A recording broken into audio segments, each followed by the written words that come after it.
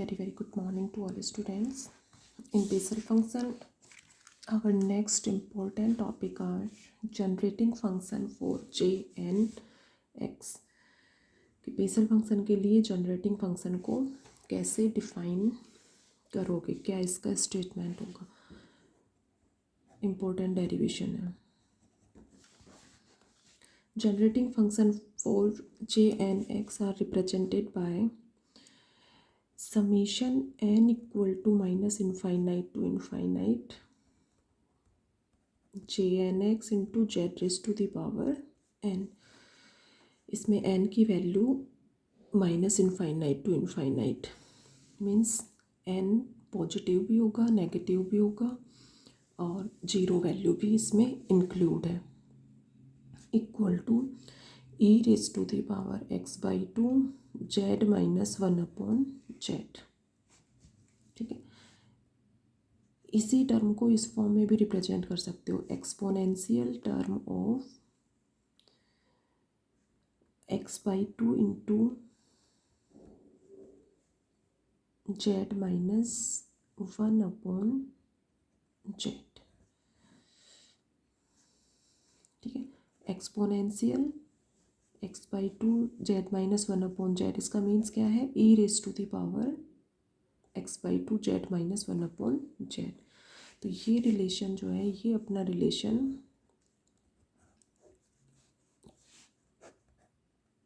किसका रिलेशन है, generating function for J and x. इसमें 3-4 लाइन्स इसका स्टेटमेंट है. इससे पहले इसका स्टेटमेंट किस तरह से लोगे, इसमें स्मॉल एन पॉजिटिव इंटीजर है. ठीक है, small n is a positive integer. Then देखो नोट्स से देखो, ऐसे क्लियर नहीं होगा इसमें. देखो if small n is a positive integer then j n x is the coefficient of z raised to the power n. j n x is the coefficient of z raised to the power n.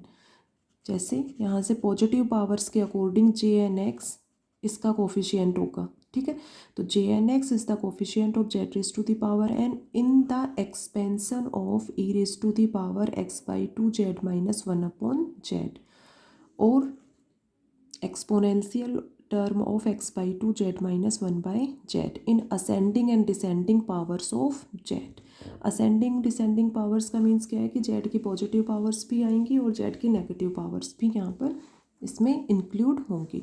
जैसे ये इसमें negative values हैं तो Z की power minus one minus two minus three. ठीक है, positive values के according ये वैल्यू जो है वो 1 2 3. ठीक है, तो जेड के असेंडिंग और डिसेंडिंग पावर्स के फॉर्म में इस टर्म को रिप्रेजेंट कर सकते हैं. ठीक है, also prove that j n x is the coefficient of z raise to the power minus n multiplied by minus one raise to the power n in the expansion of above expression. ठीक है, तो दो part हैं यहाँ पर. ठीक है, इन दोनों पार्ट्स का जो इंक्लूड किया है, दोनों पार्ट्स को एक साथ इंक्लूड करेंगे तब अपना ये स्टेटमेंट जनरेट होता है. Summation n equal to minus, तो इसमें of above expression such that ले सकते हो इसको. Summation n equal to minus infinite to infinite j n x z raise to the power n equal to exponential term of this या e raise to the power x by two z minus one upon z. तो इसमें j n x is the coefficient of z raise to the power n in the expansion of this term in the ascending powers of z and descending powers of z. Or next also prove that j and x is the coefficient of z raised to the power minus n multiplied by minus one raised to the power n. कि इसका coefficient जो है क्या होगा, minus one raise to the power n into j n x. अभी prove करेंगे तो ये क्लियर हो जाएगा कि इसका क्या मीन्स है, कैसे इसको प्रूव करेंगे. इन the expansion of above expression such that this relation, ठीक है। अब इसमें इस टर्म को लेकर सॉल्व करोगे, ठीक है, through we have e raise to the power x by two z minus one upon z. तो यहाँ से टू टर्म्स हो जाएंगी ये, e raise to the power x z upon two और e raise to the power minus x upon two z, ठीक है। इसमें जेड न्यूमरेटर में आएगा और इसमें जेड जो है वो डिनोमिनेटर में आएगा। E raise to the power x और e raise to the power minus x, इन दोनों के एक्सपेंसन फॉर्मूले के अकॉर्डिंग इनको एक्सपेंड कर दो, ठीक है। तो इजीली सभी फॉर्मूला जानते हो, e raise to the power x का सभी जानते हो। E raise to the power x equal to one plus x square upon factorial two plus x cube upon factorial three plus and so on x raise to the power n upon n factorial plus and so on, ठीक है। और भी terms ले सकते हो, इससे पहले वाली x raise to the power n minus one upon n factorial हो जाएगी, इसके next x raise to the power n plus one upon n plus one factorial plus and so on. इसी तरह से e raise to the power minus x का ये हो जाएगा minus x five upon five factorial plus and so on, ठीक है। तो इसमें जैसे इसको माइनस वन की power one minus one square one plus minus one की power one into x plus minus one square x square upon factorial two plus minus one cube x cube upon factorial three, इस तरह से represent कर सकते हो। तो इसका nth term क्या हो जाएगा, माइनस वन की power n into x raise to the power n upon n factorial. तो इसके आगे वाला ले सकते हो, इससे प्रीवियस जो टर्म है वो ले सकते हो। तो ये इन एक्सपेंसन फॉर्मूले के according e raise to the power क्या क्या टर्म थी अपने पास, एक्स अपॉन टू जेड और e raise to the power minus x upon x z upon two और एक्स अपॉन टू जेड, ठीक है। इसमें एक्स की जगह एक्स जेड अपॉन टू है और इसमें एक्स अपॉन टू जेड है। तो इजीली सभी एक्सपेंड कर सकते हो, ठीक है। तो देखो इस टर्म का एक्सपेंसन ये हो जाएगा, ओनली एक्स की जगह क्या चेंज करना है उस फॉर्मूले में, एक्स जेड अपॉन टू, ये nth टर्म, ये इससे पहले वाली n माइनस वन टर्म, ये n प्लस वन टर्म और ये n प्लस टू टर्म, ठीक है, प्लस एंड सो ऑन। इसका एक्सपेंसन ये हो गया, ठीक है। जैसे उसमें अपना टर्म था minus one raise to the power n x raise to the power n upon n factorial, तो x की जगह x upon two z replace करना है फॉर्मूले में।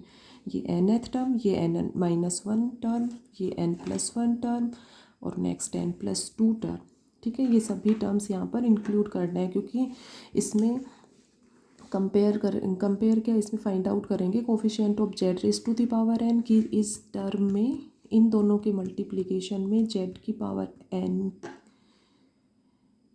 की टर्म्स कौन कौन से होंगे और coefficient of z raise to the power minus n क्या क्या होंगे, ठीक है। तो दोनों को अलग अलग कंपेयर करेंगे। First we take the coefficient of z raise to the power n in the expansion of e raise to the power x by two z minus one upon z, कि इसके एक्सपेंसन में x z की power n की coefficient वाली term कौन कौन सी होंगी, ठीक है। अब देखो जेड की पावर n की टर्म्स कौन कौन सी आएंगी इसमें, ये है जेड की पावर n, ठीक है। जेड की पावर n यहाँ से आएगा इसमें इस टर्म में, तो इसको वन से मल्टीप्लाई करोगे then we get z coefficient of z raise to the power n, ठीक है। तो क्या हो जाएगा one upon n factorial x by two की पावर n, ठीक है। तो ये फर्स्ट टर्म जो है वो ये हो गया, ठीक है। अब नेक्स्ट है यहाँ पर, यहाँ से देखो ये जेड की पावर n प्लस वन है, ठीक है।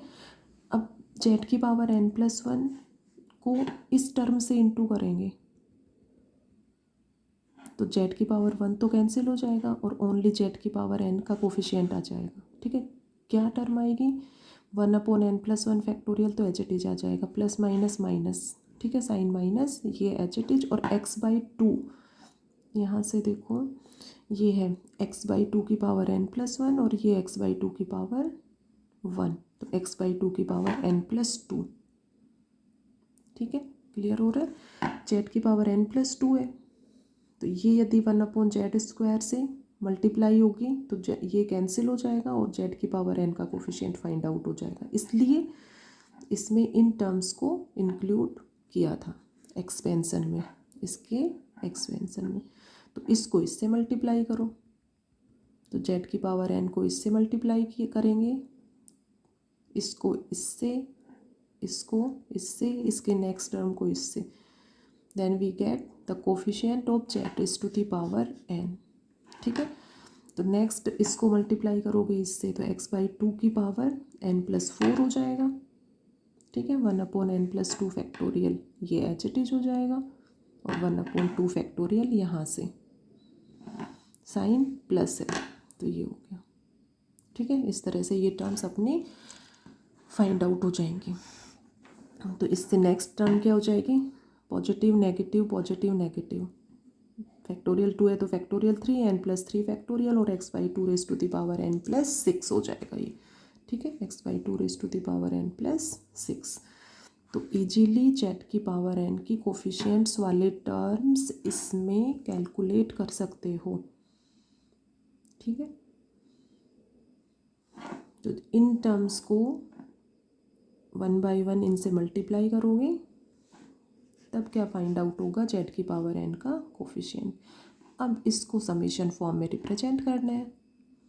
ठीक है, तो इसको समेशन फॉर्म में रिप्रेजेंट कर सकते हो, -1 की पावर r फैक्टोरियल r, वही है -1 की पावर 1 लोगे, -1 की पावर 2, -1 की पावर 3, तो -1 की power r factorial r n+r factorial x/2 n+2r।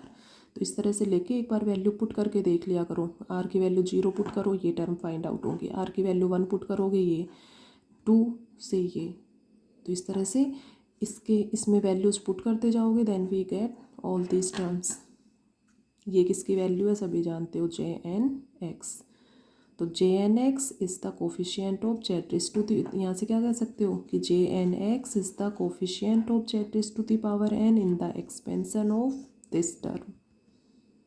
ठीक है, अब next coefficient of z⁻n find out करो इसी एक्सपेंसन में, इसकी वैल्यू है ये। ठीक है, तो अब इसमें देखो z की पावर -n की कोफिशिएंट किस किस टर्म से फाइंड आउट होंगे, z की पावर -n के टर्म। तो देखो क्या कहोगे यहाँ से, z की पावर -n। ठीक है, 1/z की पावर n है यहाँ पर इस टर्म में। तो देखो, तो z की पावर -n का ही कोफिशिएंट देखना है, तो इसको तो 1 से मल्टीप्लाई करोगे, मीन्स इससे मल्टीप्लाई करो। ठीक है भाई, ये पूरा टर्म इससे मल्टीप्लाई हो रहा है, ये तो किसकी वैल्यू है, इसकी वैल्यू है, मल्टीप्लाई बाई ये, तो ये टर्म को 1 से मल्टीप्लाई करोगे, then we get coefficient of z⁻n। तो यहाँ से क्या हो जाएगा, -1n/n फैक्टोरियल और x/2n, ये फर्स्ट टर्म। इसमें यहाँ पर अपना है x/2 ये x/2z⁻n+1, तो z की पावर n+1 है। ठीक है, z की पावर n+1, इसको z से मल्टीप्लाई करोगे तो z की 1 पावर z से कैंसिल हो जाएगी, तो मीन्स इस टर्म से मल्टीप्लाई करोगे इससे z की पावर 1 से, तो z की पावर 1 और ये इसकी पावर कैंसिल हो जाएगा, तो ये ओनली z की पावर -n का कोफिशिएंट आ जाएगा। -1 की power n+1 upon n factorial x/2n+2। ठीक है, तो फर्स्ट टर्म ये हो गया था और सेकंड टर्म ये। इसी तरह से नेक्स्ट टर्म आ जाएंगी अपनी। तो इसमें z की पावर -n का कोफिशिएंट देखने के लिए इसको 1 से मल्टीप्लाई करोगे, इसके नेक्स्ट वाली टर्म को इससे मल्टीप्लाई करोगे, इसके नेक्स्ट वाली टर्म को इससे मल्टीप्लाई करोगे, क्योंकि इसमें 1/z की पावर n+2 है और यहाँ z² है, जो z² और z² ये तो कैंसिल हो जाएगा और z की पावर -n का कोफिशिएंट फाइंड आउट हो जाएगा। ठीक है, तो अपने आप एक बार सॉल्यूशन करके देखोगे वो क्लियर हो जाएगा। ठीक है, सॉल्यूशन में से मैंने एक्सप्लेन किया है, क्योंकि इसमें से अच्छे से क्लियर हो जाएगा आप लोगों को। इस तरह से ये हो गया coefficient of z raise to the power minus n in the expansion of this term, we get all these terms. ठीक है, तो 2-3 टर्म्स आने के नेक्स्ट तो इजीली नेक्स्ट वाले टर्म्स इनको देखते हुए प्रेजेंट कर सकते हो। इन सब में से -1 की पावर n कॉमन ले लो, -1 की पावर n कॉमन हो गया। ठीक है, क्योंकि क्या था अपना उसमें कि jnx is the coefficient of z raise to the power -n multiply by -1 raise to the power n। ठीक है, इसलिए मैं ये कॉमन ले लो, तो ये टर्म्स रहेंगी। इसको रिप्रेजेंट कर दो समीशन फॉर्म में, तो वही -1 की power 1 n+1 factorial x/2 raise to the power n+2r, तो ये इस फॉर्म में रिप्रेजेंट करोगे इसको। ठीक है, तो इसमें पुट करके देख लो वैल्यूज, वही as it is terms find out होंगी अपनी। तो ये jnx की वैल्यू हो गई, तो -1 raise to the power n into jnx। ठीक है, तो coefficient of z raise to the power -n multiplied by -1 raised to the power n in the expansion of this term। तो यहाँ तक अपना ये सॉल्व हो गया। ठीक है, अभी इसमें नेक्स्ट सॉल्यूशन और है, तो इन दोनों से क्या कंक्लूजन निकला कि coefficient of z raise to the power n, ये था अपना coefficient of z raise to the power n। Compare किया तो ये किसके इक्वल आया, jnx। तो क्या कह सकते हो कि jnx is the coefficient of z raise to the power n in the expansion of e raise to the power x/2 z-1/z। ठीक है, और coefficient of z raise to the power -n ये कंपेयर किया, तब ये इसकी value अपनी -1 raise to the power n into jnx। ठीक है, इस टर्म के अकॉर्डिंग कोफिशिएंट ऑफ जेड की पावर -n इक्वल टू ये। ठीक है, तो इससे क्या लैंग्वेज लोगे कि jnx is the coefficient of z raise to the power -n multiplied by -1 raise to the power n in the expansion of e raise to the power x/2 into z-1/z। ठीक है, तो clear language भी clear होनी चाहिए, और कैसे coefficients को compare किया है ये भी क्लियर होना चाहिए। ठीक है, तो jnx is the coefficient of z raise to the power n in the expansion of this term, and jnx is the coefficient of z raised to the power -n multiplied by -1 raised to the power n। ये multiply हो रहा है। ठीक है, तो coefficient of z raised to the power -n यदि ये है, तो इस केस में क्या कहोगे कि jnx is the coefficient of z raised to the power -n multiplied by -1 raised to the power n in the expansion of this term. ठीक है, तो अब इन दोनों के अकॉर्डिंग कोफिशिएंट ऑफ जेड की पावर 0 j0x हो जाएगा। ठीक है, कोफिशिएंट ऑफ जेड की पावर 1 j1x हो जाएगा। Coefficient of Z square j2x हो जाएगा। ठीक है, कोफिशिएंट ऑफ जेड की पावर n jnx। ठीक है, इस तरह से, और इससे फाइंड आउट कर सकते हो कोफिशिएंट ऑफ जेड की पावर -1 इक्वल टू -1 की power 1 into j1x। Coefficient of z की पावर -2 -1 स्क्वायर j2x। तो इस तरह से ये सभी वैल्यूज फाइंड आउट कर सकते हो। तो ये सभी वैल्यूज यहाँ पर फाइंड आउट किए हैं। ठीक है, तो यहाँ तक ये अपना कंप्लीट हो गया। अब इसके नेक्स्ट जो एक्सप्लेनेशन है वो नेक्स्ट वीडियो में डिस्कस करेंगे। कंप्लीट नहीं होगा इसमें, फिर से एंड नहीं होता ये। यहाँ तक इसको कंप्लीट करोगे सभी।